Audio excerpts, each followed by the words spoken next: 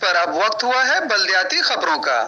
بلدیاتی خبر میں ہے district municipal corporation Karachi west administrator بلدیہ غربی سید شبیہ الحسن کے زیر صدارت محرم الحرام کے حوالے سے اہم اجلاس۔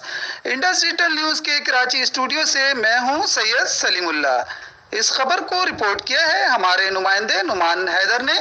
ناظرین کرام، آئیے خبر کی تفصیل کی طرف بڑھتے ہیں۔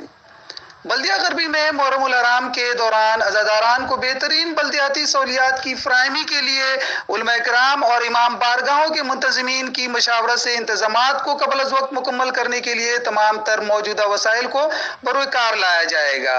ان خیالات کا اظہار ایڈمنسٹریٹر بلدیہ غربی سید شبیہ الحسن نے محرم الحرام کے حوالے سے منعقدہ میٹنگ کے دوران کیا۔ میٹنگ میں امام بارگاہوں کے منتظمین، سپرنٹینڈنگ انجینئر اور محکمہ جاتی افسران بھی موجود تھے۔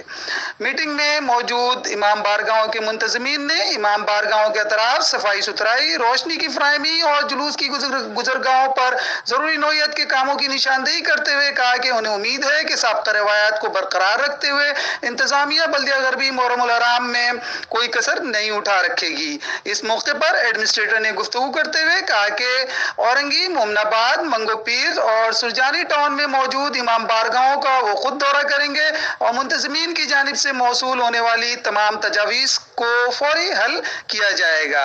اس موقع پر عزاداران کو گزشتہ سالوں کی بنسبت مزید بہتر سہولیات فراہم کرنے کی کوشش کی جائے گی۔ ایڈمنسٹریٹر نے میٹنگ میں موجود بلدیاتی افسران کو ہدایت دیتے ہوئے کہا کہ 1 تا 10 محرم الحرام بلدیہ غربی میں ایمرجنسی نافذ رہے گی۔ تمام افسران و عملہ اپنی ڈیوٹی پر موجود رہیں گے اور عزاداران کو سہولیات کی فراہمی کے عمل میں کوئی کسر نہیں چھوڑی جائے گی۔